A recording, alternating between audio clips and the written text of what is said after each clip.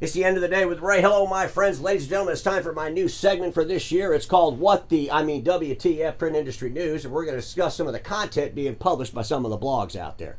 Now, I got to say right up front, this isn't about the people, the editors of these blogs. I can't help it if your name happens to be the same name as the blog. But ladies and gentlemen, if somebody wants to talk about the end of the day with Ray content, and we know that at least there's a couple old men that love to talk about my content, you know, that's okay. Okay? I got some thick skin, man. You're not going to make me start crying and calling people up and complaining. I love what I do. But at the end of the day, when I read some of this content, it's like horrifying. Because it's just proven to me that this industry is not ready for the challenges it faces, the challenges that are upon it. We keep whitewashing everything to a point of absurdity. So without any further ado, I want to share some thoughts on this. But before I do that, I got to show this, ladies and gentlemen, on the big, gigantic, sharp interactive board. You'll see this big, gigantic QR code. That's my supporter link. Some folks that reached out to me. I guess I did a video earlier this week, and the support's going through the roof. And people want to become supporters at the end of the day with Ray. Well, just go to that QR code link. It'll take you to the website. You can be an individual sponsor, reseller sponsor, corporate sponsor. I appreciate all the support because we really got to strip the whitewash off the industry's blogs and media. So get your phones out. Get a picture of that QR code. You ready? Boom. Let's go on. Ladies and gentlemen, I want to discuss a couple of things that were written in EMX magazine. They're kind of wrapping up the year. And first of all, title. Oh, hang on. Oh, my pen's working. Dealer revenue soar. Boy, I don't know which blog this was, but one time somebody was talking about clickbait, trying to make a reference to me. And I'm thinking to myself, what the hell is this? Dealers revenue soar. Without more details and analytics, it just sounds to me like we're trying to say something that's not even reality. Or it's completely misinterpreted. Maybe that's the goal. But we're talking about the top three revenue thresholds, 400 million plus, 100 to 400 million, and 50 to 100 million. Saw 17 of the 21 companies posted increase, and many of those bumps were significant. Dex Imaging, Flex Technology Group. Folks, here's the deal. They do mention in this that some of these folks made some acquisitions. But let's really discuss the revenue growth. Look, I know for a fact my friends over there at Impact Networking didn't go out and buy anybody last year. They didn't buy any of the revenue. It's all organic, and most of their growth came out of their managed services deliverable. That would be a great story to share. Get some more details. We know that Dex Imaging bought a company, at least one or two, right? But one was, what, $20 million? So we would hope that Dex Imaging's revenue grew by $20 million, and guess what? If it did, it would be flat. Maybe we need to have more details around this stuff so people can get a better picture painted. You got dealers reading this thing, and they're thinking to themselves, wow, this industry's growing like crazy, so people are printing like crazy. Let's talk about how much the service revenue is growing. Let's talk about how much these deals are that are repeated. How much less money are they? We did a deal at a government office 5 years ago. It's time to renew it. Holy smokes, we got the deal, but it was 30% less than the first one we got. Let's talk about some of that stuff and prepare the industry for the realities all around it.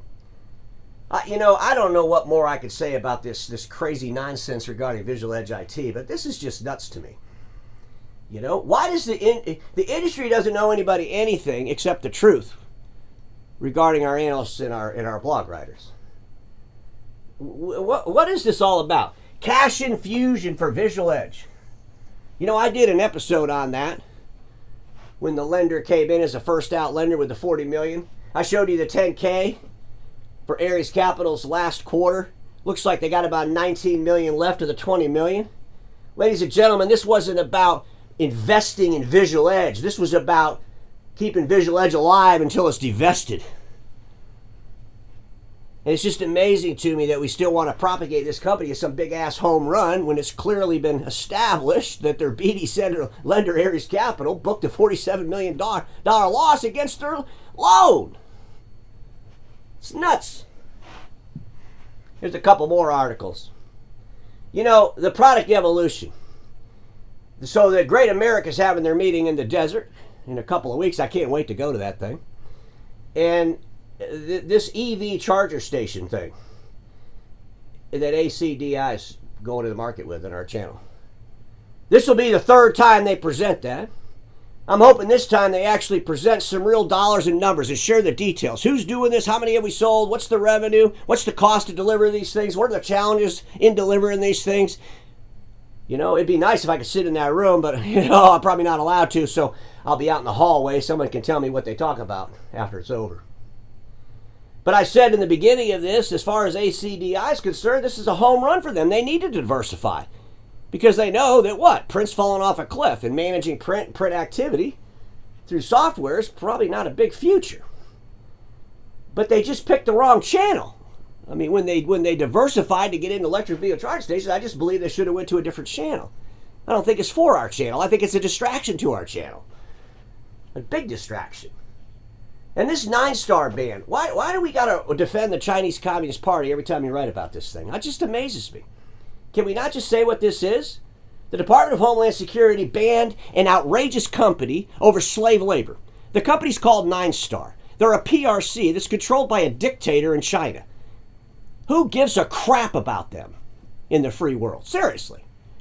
I mean, I every time they talk about this, and it's not just DNX, you see it all the time. We have to put these cushion statements in there. Let me just read this to you. DHS finding essentially was guilty until proven innocent. Declaration that runs counter to our judicial system. It doesn't run counter to our judicial system. It is our judicial system. With the United States of America, our Department of Homeland Security banned a communist-owned company from coming in here because they're using slave labor. Just tell us what it is. That's what it is. They don't get a pass. Who gives a crap about 9-star? Now 9-star's coming out with Phantom A3 machines. I can't wait for the press release. Phantom A3 coming to the marketplace. Everybody turn the other way, even though they're banned by the Department of Homeland Security. Just totally nuts. We need to face the realities about 9-star and all their damn subsidiaries, Lexmark included, and we need to be honest with the community that we serve. The Kanata report. Everybody loves Frank Kanata. Seriously. I mean, this guy's been an icon in our history forever. I've got a lot of respect for Frank Kanata. He does his charity thing. He's got a venue where everybody in the industry could go slap each other on the back and get a trophy once a year, which is a good thing, I guess. But I'm reading this and I'm like, what? I think you guys are a little delusional here. Let me just read this. They're talking about their list of who's to watch kind of thing. And I guess sometimes they put people on the list that they get mad, or they weren't on the list and they get mad, kind of nutty. But let me just read this. The other danger is honesty. I know honesty is the best policy, but no matter how much truth there is as to why we are watching a company or a specific person, if there is any negativity as to why that person or company makes the list, we occasionally hear about it. I don't think they hear about it that much. I mean, let me read the next paragraph. We are not purposely trying to stir the pot, and sometimes life would be much easier and less stressful if we only focused on flowers and rainbows. The thing to remember is these are our perceptions, and right or wrong, or somewhere in the middle, we believe they make for a more honest and compelling list. I'm not sure that the Kanata report is known for stirring the pot with negativity based in reality. Because, see, you know, sometimes there could be some really negative stories, but those stories are, in fact, based in reality, and those stories are important for the industry to read. But I don't see Kanata publishing those kinds of stories. I mean, somebody didn't make the list. Maybe I should get mad that I never made the list of who's to watch. I should have made the Kanata's list of who's to watch. I mean, holy smokes. 2,000 subscribers, so many people watching me. I'm upset about this the more I think about it. Boy, I'm glad I brought that up. I'm going to reach out to Frank and complain. Imaging Channel Magazine, you know, they're not the only ones talking about this, but Ricoh's committed to print as partners in change. We got to tell the whole world we're committed to print December 14th of 2023. Ricoh, what the hell is wrong with you? I mean, this is absurd. You know? This is like the big fat kid trying to convince everybody they're still on a diet. Yeah, I'm not eating chocolate. He's got chocolate all over his face. What? I mean, it's just hysterical. Ricoh, Sharp, Toshiba, Kyocera, Xerox, Konica, all of you people, Epson, brother, nobody has to tell people you're committed to print. You make damn print machines, and you'll sell printers till the people stop buying them. What the hell? What is this? What is this obsession with Rico to have to constantly reinforce a message that they're committed to print. You know, dealers calling you up, Rico, I mean, I saw an article, you're really pushing this managed services stuff and you're pissing me off. What about my printers? I got to be able to overspec A3 for at least another 10 years till I retire, and you're out there talking about managed services, and I don't know what the hell to do with managed services. Is that really what's going on in our industry? Instead of having these kind of conversations with Rico, why don't we talk to Rico about the reality? The reality is they had their worst operating profit in 6 quarters their last quarter. The reality of it is they barely make any operating profit. They're just a little bit behind Konica. Or in front of Konica, I should say. But at the end of the day, there's nothing good about this. They ran around Europe. They bought up a whole bunch of IT services companies. They're growing their business through acquisitions. They're doing the same model that Konica Minolta did. It didn't work out well for them.